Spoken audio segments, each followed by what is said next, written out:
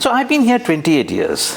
And I've lived in various parts of the world. I've lived in the UK, I've traveled to 54 countries in Africa and Asia and other places. When I came here in 1998, one of the things that immediately struck me, and this might sound a bit cliched and might sound like a bit of a rara, PR take on UAE, is that I really felt that the UAE, that they had worked out that what was required for happiness, which was basically people want a secure environment in which they can live. They want a judicial system and a government that doesn't, discriminate against them, correct, depending on which religion, color, whatever. And they don't want you to break their own laws. Correct. Follow the laws of the land, be respectful. You can come on a boat, you can come on a plane, you can come any which way you like with $20 in your pocket and become a billionaire. I take reluctant people who don't buy that argument, I take them for a spin in Emirates Hills, yes. And I tell them, look at these 30,000 square foot villas with their Lexuses, their Rolls Royces and Bugatti standing. How many gates are closed? As we enter, I tell them, count the gates that are closed, and I'll ask you this question when we exit. So when we exit, I ask them, how many gates were closed? They said, hardly any. How many security guards did you see at any of these gates? None. Welcome to the C-Suite Talks with Esha. Today we have a very special guest on our show, Mr. VC Vinod, who is the founder and chief counselor for D4 and Partners. He's also known as the business doctor in the region for providing such valuable advice to a lot of customers. His forte has been helping people from the Europe to move to the Middle East, optimizing their tax structures, helping them settle down in this and call UAE their home. Welcome to you, Vinod. Thank you, Esha. It's always a pleasure to interact with you. Thank you so much for coming and gracing our show. We would like to first ask you one of the most important questions. Why are you known as a business doctor? That's an interesting point. I think my children would say that it's completely unjustified because I'm not a doctor. But I think the thing where I got that acronym was that basically I view all client interactions from the standpoint of getting to the root of the disease to help them attain permanent wellness, as opposed to treating just the symptom and obtaining temporary relief. So I think because I use that medical analogy many times, I started getting called as a doctor, but that's how it came about. Vinod, also I have known you personally for many years now, and what I realize, as you rightly mentioned, that you deep dive into the problem to understand, and sometimes you go beyond the real problem, which is business, and even try to understand why this is happening. And there are very few people that I have met in my own experience that would go over and beyond to understand the real problem. Is there a reason behind that? I'm a very curious person, number one. Number two, I'm fairly irreverential in the sense that I'm not particularly keen on pleasing all the people I talk to. So I end up quite often asking a lot of questions. The point is that unless you know where the person you're talking to is coming from and where the person intends to go, both as an individual, as a family man, as a father, as a son, and as a business owner, it's very, very difficult to give holistic advice. So otherwise what you end up doing is you become basically a fast food consultant, where the person walks up to the counter, knows exactly what he or she wants to eat, and the person behind the counter just serves it. That person's job is not to ask, why do you not feel like eating chicken wings today instead of chicken burger? Just, you want chicken burger, you shall have it. I, on the other hand, I'm a little different. I feel that I had a boss when I was very young who taught me many important things. And he said, you can get to the root of anything if you ask why 5 times. Mm-hmm. So I keep asking that why. Why? My colleague and partner, Smita, still is astonished we have any clients who pay us. Yeah. Because I often ask them, why 5 times? Why do you want to do it? Why do you think you want to do it? And I think that's what a real well-wisher, forget about consultant, doctor, advisor, counselor, a real well-wisher should ask that fundamental question. So that fundamental question is that distinguishes you, wherein people do understand and see you more than just a person who provides professional service. Correct. They see you more like a person that is there and is a well-wisher who really values their well-being Absolutely. over just the business, Absolutely. And that is where that, completely, out differentiates you in this market with a lot of other consultants. You must understand, Esha, when I set up D4 and Partners, I didn't want, my goal was not to acquire lots of clients. My goal, I always define the world as people on this planet as being two types, fundamentally, broadly. Yes. Those who are a mile wide and an inch deep, Yes. and those who are an inch wide but a mile deep. That's deep. I'm very much the latter. So what I want to say, I want to choose my clients carefully. Yep. I want to make a lasting impact on them. Correct. That's kind of my give back to this planet thing, which is if I can seed 5 or 7 or 10 people who go on to make big change Correct. and yet live productive lives, Yeah. that's my, I'm not a philanthropist, I can't give billions away, I don't Yeah. have it. So that's kind of where it comes from. The main motivation is to try and add value to the other person's life, which you can only do if you challenge them. So my firm's, if you go to my firm's website, Correct. the landing page is 3 words actually, which define our philosophy. One Yeah. is, the first word is the Arabic word khibra. Khibra is basically the wisdom that comes with age. That's different from expertise, knowledge, competence, degrees, or any of those normally quantifiable things, right? Correct. A very old man in a village sitting under a tree might have innate wisdom, Yes. though he's never entered a school in his life. So that's Correct. khibra. Yeah. The khibra, but the problem with khibra is when older people advise younger people, they tend to talk down at them. Yes. And therefore the younger people shut themselves off from this advice. Yeah. So what's the key there? Is the second K, which is karuna, which is a Sanskrit word which means compassion.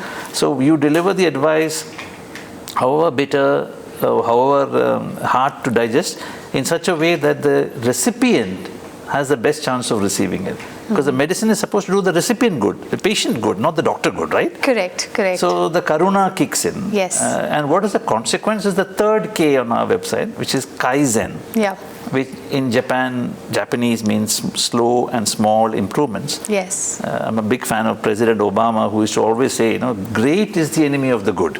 Yes. Everybody's looking for a great solution. Correct. Just do a little better. Yes. And over time, things will get better. Every time that little step Correct. is going to make you a better That thing. is the only way. There are no That's it. leaps of, it may look like a leap to you. Yes. But it wasn't a leap. It was the old story of Edison taking 10,000 attempts. Yes. Everybody remembers the 10,001th one. One, yeah. But 10,000 times he failed, right? So That is something that is not, So you see a lot of, people now want to start working very smart Right. and want quick results, right? Correct. So there is where contrast which comes with experience and the kind of years it takes to be where you are.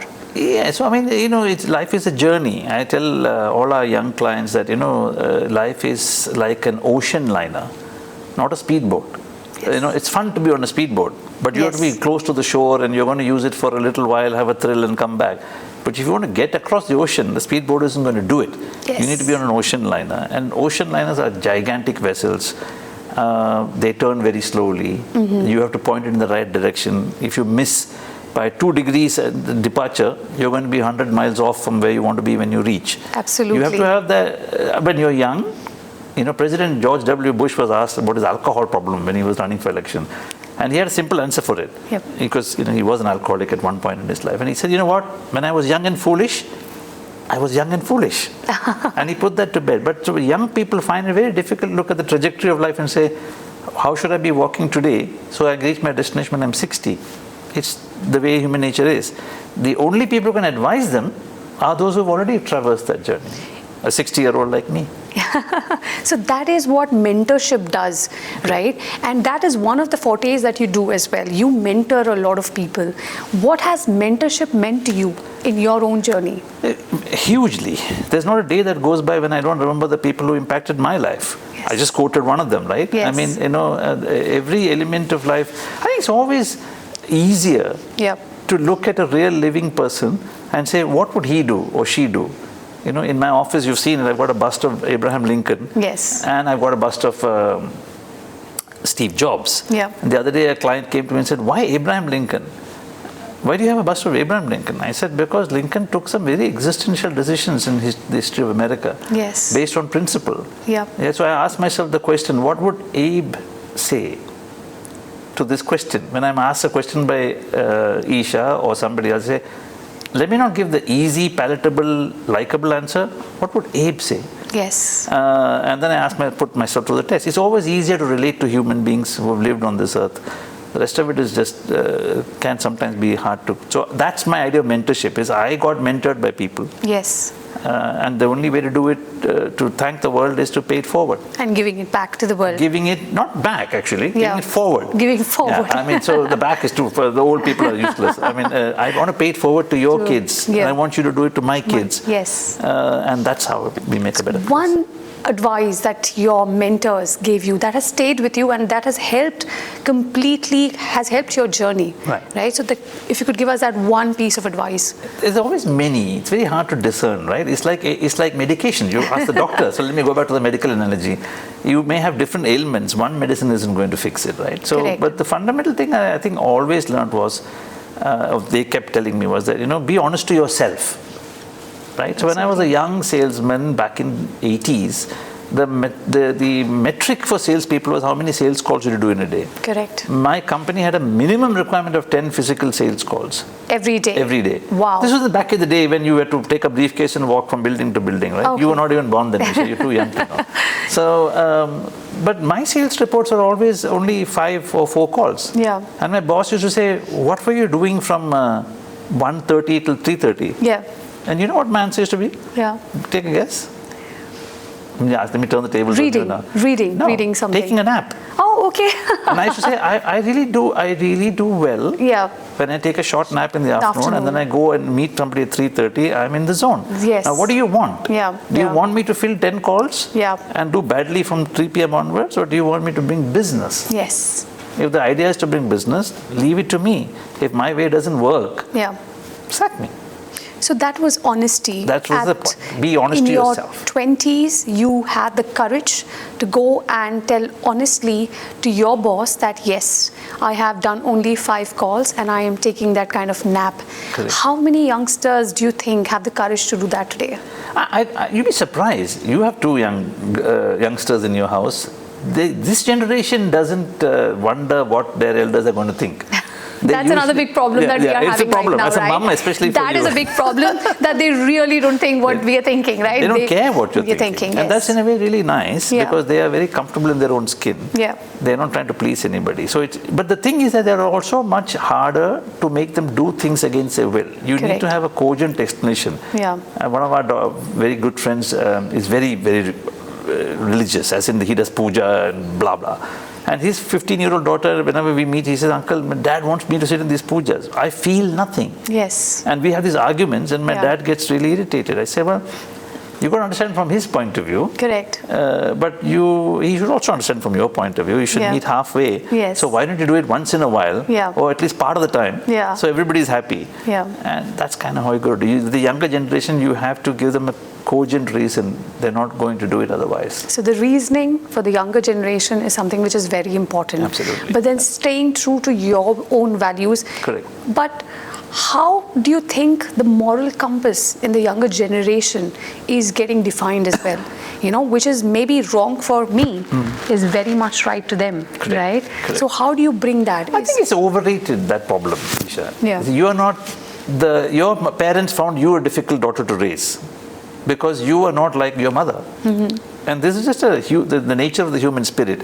No particular generation is worse or better off than the other. Every generation pushes the envelope.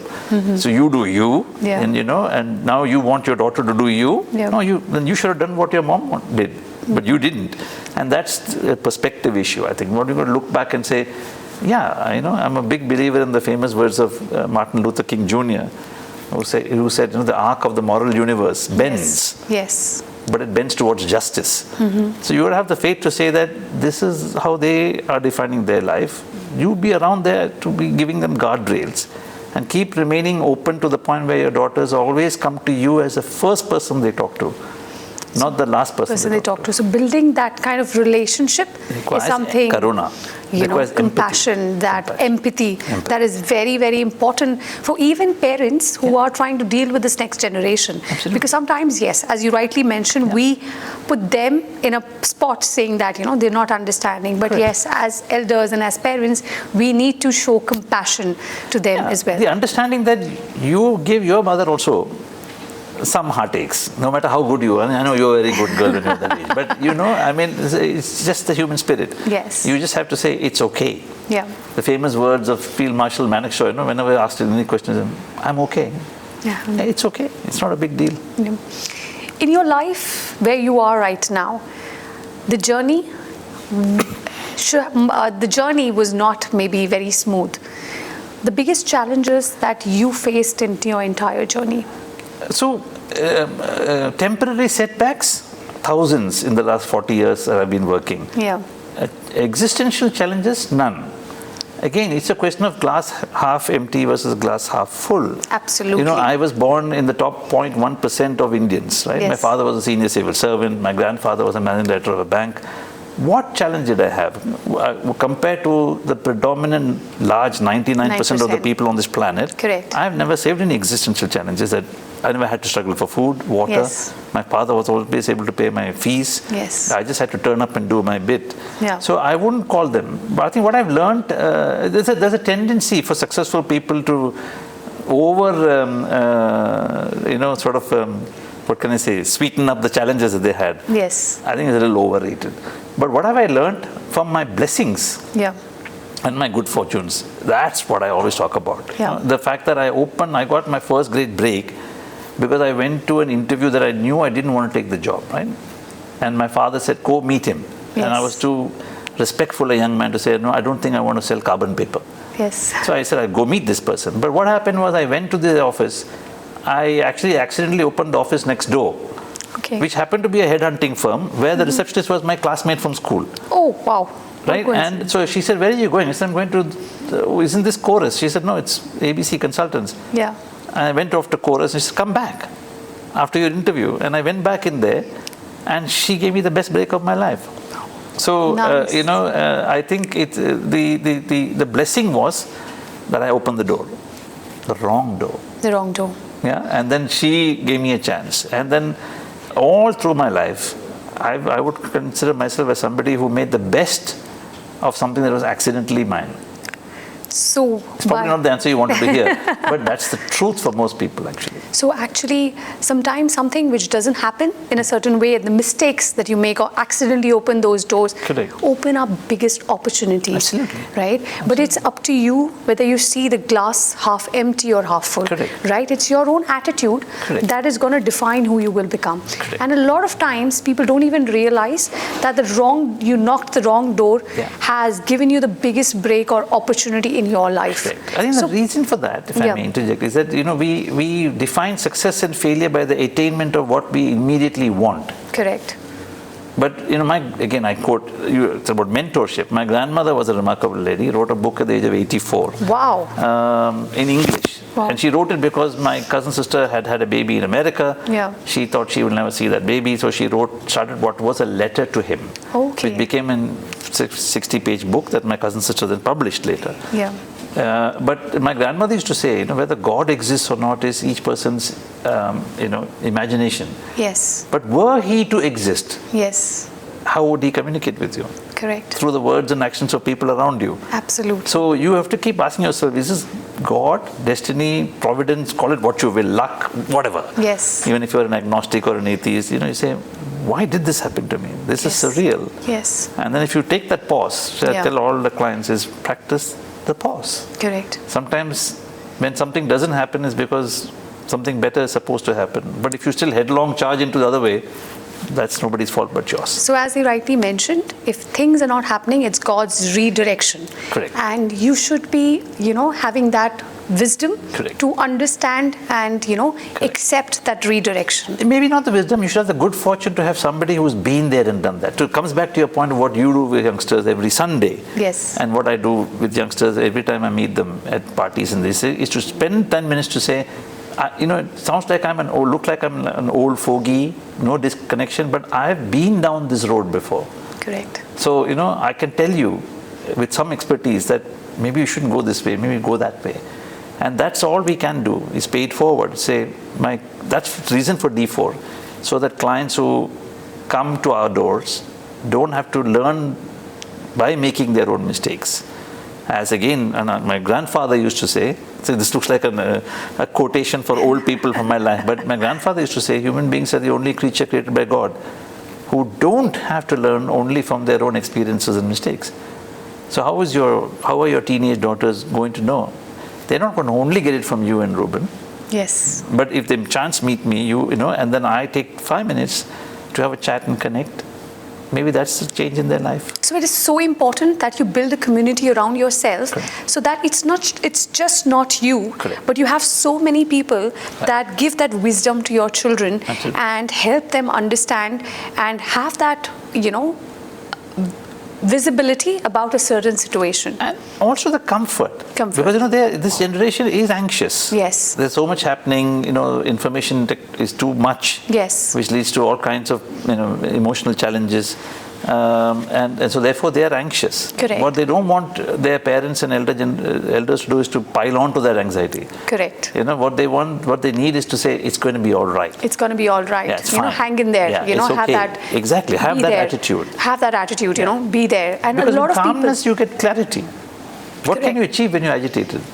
Absolutely, so that is something that the young generation need to know, and that is only possible if they have a community that supports, right? Correct. As you rightly mentioned, I support a community. I teach, Sunday school and, Sunday. Yeah. On every Sunday, I give back by having this conversation with the younger children, Exactly. because it is something which is so important to me as well. And so they would gain more from the learnings of your recent trip to Tibet than any scripture Yes. written by anybody at any time in history. Correct. So you have to be the one that Yep. takes scripture, Yep. translates it to your experience, and delivers it with compassion, so that the young generation says, okay, I connect the dots here. Because you're not going to say, just do it because I say so. Absolutely, yeah. That's gone. That era is gone. You help a lot of individuals, especially HNIs, to help them manage their wealth. Now, wealth management is a very, very tricky topic, and I would like you to, give a bit of light on what wealth management is and how inheritance planning is so important. So that's an interesting question. First you've got to make the wealth. Yes. So once you've made it, protecting it is also important. I think I've never been a banker, and I'm not a lawyer. So I've brought what I bring to my counsel, which is my title, is counsel as opposed to advice. The difference, if I may take a minute to, is, if you go back, since you call me a doctor, we go back to a medical analogy. When your parents were young, they were taken to a family doctor. There were no large hospital chains with private equities fund running it and doing a P&L on every doctor. The family doctor was a man who knew your mother when she was young, then knew your mother when she got married, the one that she called when she got pregnant with you, and maybe he didn't deliver you, but then after you were born, probably he gave you the first injections as well. That is what life used to be like. Unfortunately, it's become a little desensitized with all the corporatization of medicine, if you may call it that. But my focus has been on being that family doctor. And what does a family doctor do? 50% of the time you turn up to the family doctor, he says, you're just overthinking this. You don't have a problem. And then you're arguing with the doctor, and say, but doctor, I want to do a scan. He says, no, don't do it. There's no need. Correct. That is the moral compass, the ethics that come with it. So, unfortunately, the same doesn't apply to the financial service industry, and that's nobody's fault. When I stumbled upon it is when I started making some serious money myself. And I said, I'm not really good at this, although I have a degree in economics.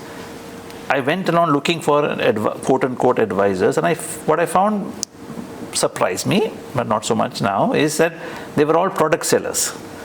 And the products are geared in such a way that they compete with commissions. Correct. So effectively, you get sold what the company makes the most money on and the salesman makes the most money on, but it's often not the right thing for you.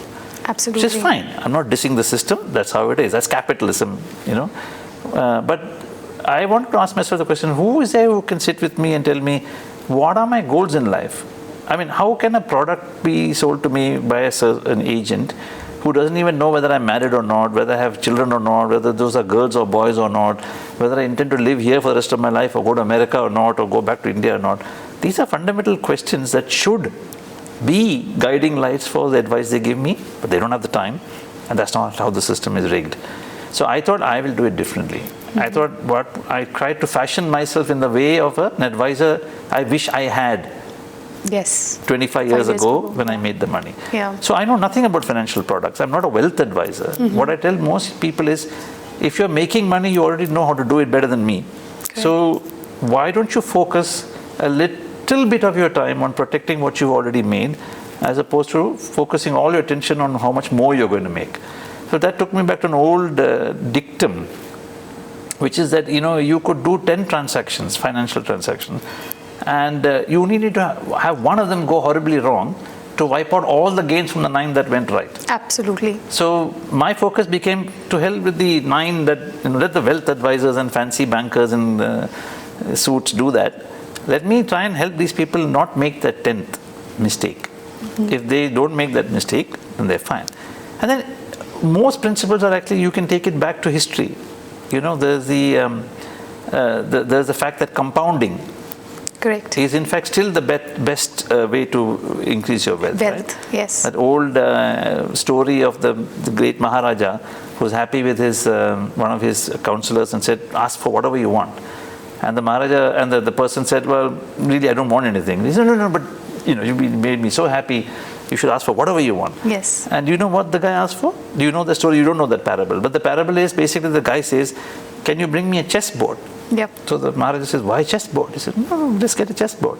He said, put 1 grain of rice on the first square, double it on the second, and then double that on the third, and keep going through to the 64 squares. Yeah. And the Maharaja laughed at him and said, he thought it would be 1 bag of rice. Yeah.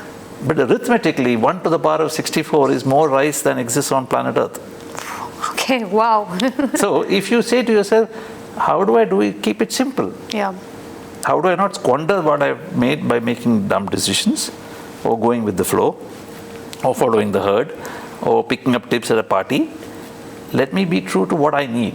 And that fundamental principle for me, and which I always translate to my kids and other people, is, as long as you have more today than you had a year ago, you're kind of doing it all right. Absolutely. And as long as you spend less money than you make, which is a lifestyle choice, you are on the right track. You're safe. Yeah. Simple. And to that, Vinod, I have seen a lot of people, getting swayed with investments into tricky things, which they don't even understand. Yeah. Like I see a lot of people investing in crypto or investing in bonds or even equity market without even understanding anything, just going with the flow. Correct. Like you mentioned very rightly, you need to keep it simple. Do what you understand, right? Correct. But a lot of people don't do and lose a lot of wealth. Well, that's also a human psychological condition. Is that, if I have, let's say, a Camry, Toyota Camry, and you're my neighbor and you also had a Camry because we started life together. Now suddenly you have a Bentley.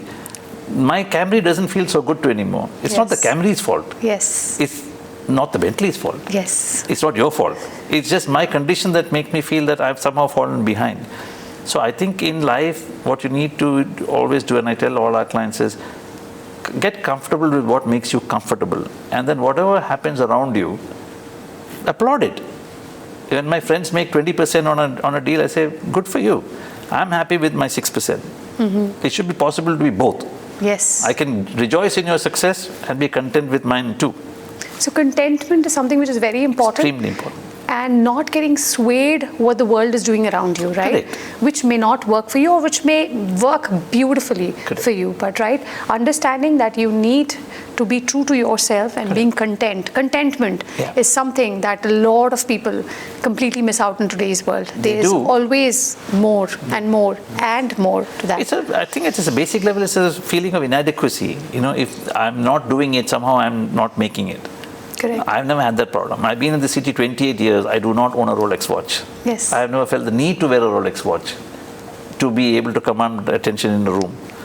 That's just me. It doesn't have to be everybody else. So what I give advice to people is, get comfortable. But I would like to add to that, that's your confidence, right? Yes. And that is something which is very important, which a lot of young generation do not understand, right? Right. You should build confidence within you. Yes. A Rolex should not be necessary. a Rolex should not be necessary for you to command that respect when you walk into the room, right? It is your own inner confidence that's going to help you, command respect in that room. Even if you don't get respect, as long as you're content in that room. Yes. Can you sit at a bus stop waiting for a bus and be at ease with yourself? People ask me what is the definition of success. My definition of success fundamentally has been to have good health, fair to middling family. Nobody has perfect families, but most importantly, to be the fact that on any given night, I fall asleep within 30 seconds of my head hitting the pillow, which is it. And I can wake up with plus minus 1 minute of what time I desire without an alarm, which basically means that I feel I'm at ease with myself. And so, good, I can watch the world as an external observer. You just came from Tibet. Yes. You observe the monks. Yes. That's what the monks do. So having that and being at ease with yourself, Right. Contentment is something that is the most important. Which I think is transferable to the people who walk into my room, office. It's to say, you're over dramatizing it. Your problems aren't as bad as you're making it out to be. Yes. And your successes are not as great as you're making it out to be. It's really, life is not all black or white. It's 1,000 shades of grey. Sort yourself out. Another very important thing, Vinod, what I want to dwell on with you is that you help a lot of individuals to move and relocate to UAE. Yes. A lot of people have concerns currently, with the situation. What is your take on that? So I've been here 28 years. And I've lived in various parts of the world. I've lived in the UK, I've traveled to 54 countries in Africa and Asia and other places. When I came here in 1998, one of the things that immediately struck me, and this might sound a bit cliched and might sound like a bit of a rara, PR take on UAE, is that I really felt that the UAE, at that time, admittedly Dubai, perhaps not the whole of the UAE, but since the last 15 years, the whole of the UAE, that they had worked out that what was required for happiness, which was basically people want a secure environment in which they can live.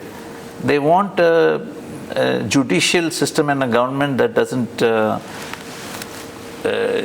discriminate against them, Correct. depending on which religion, color, whatever. And they don't want you to break their own laws. Correct. Follow the laws of the land, be respectful. You can come on a boat, you can come on a plane, you can come any which way you like with $20 in your pocket and become a billionaire. Absolutely. I take people, reluctant people who don't buy that argument, I take them for a spin in Emirates Hills.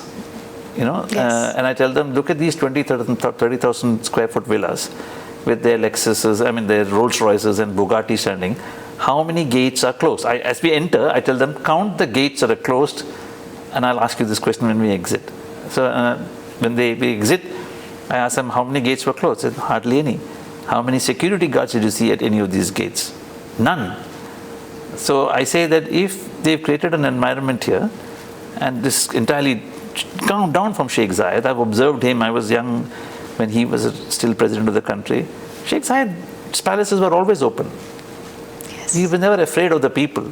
Yes. And he went to malls and he sat around and he talked to people, and the two Muhammads who now run the country, Yes. bin Zayed and bin Rashid, are exactly the same. So the whole point was that security is a perception, it's a feeling. Correct. Okay? Would you Yes.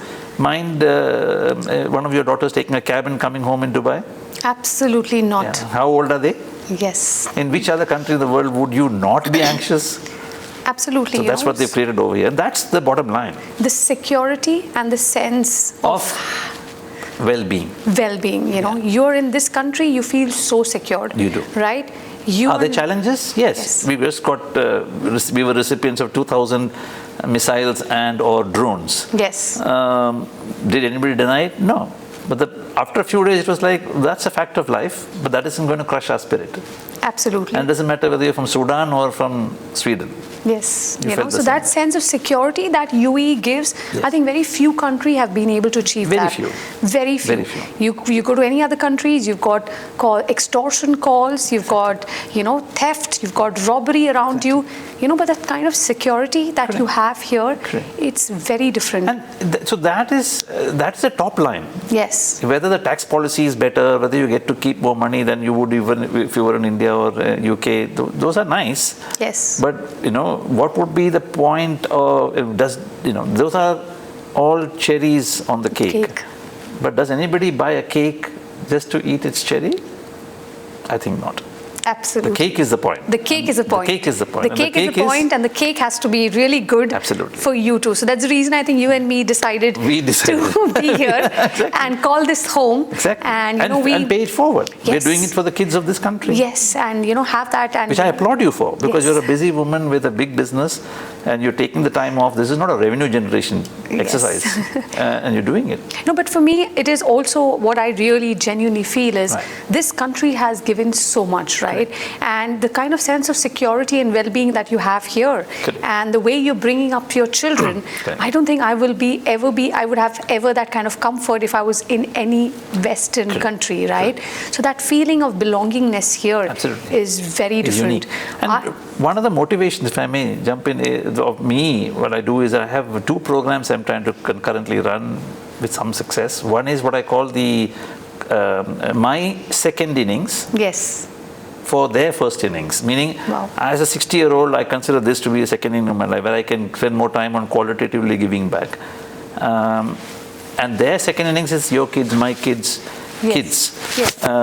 That's one program that I have. It's my second inning. The other one is what I call the Crossroads program, which is basically that my chief mentor of my firm is His Excellency Rashid Al-Blushi, is the CEO of ADGM. Before that, he was Under Secretary, Ministry of Economy. Fantastic guy. And Rashid and I have been friends for 15 years. And I went to him some years ago and I said, isn't it strange? We've been friends for 15 years. But my 2 Indian girls who were born here and who sing the UAE national anthem better than Jana Gana Mana don't have a single Emirati girl as a friend. Yes. And you have 2 daughters who I'm assuming don't have a single Indian girl as a friend. Yes. Country with 190 nationalities, everybody living in their silos. Yeah. And there are so many of my friends who think that every person in a Kandura is in the CID or police. But I have such wonderful Emirati friends. But one of the things we can do is forge more interaction between the next generation of Emiratis and our generation, our kids' generation of expat kids. Vinod, I would like to now start the rapid fire. Let's go. Right. One book every entrepreneur should read. Slowing Down to the Speed of Life by a guy called Richard Carlson. One habit that has contributed to your success, which you do religiously.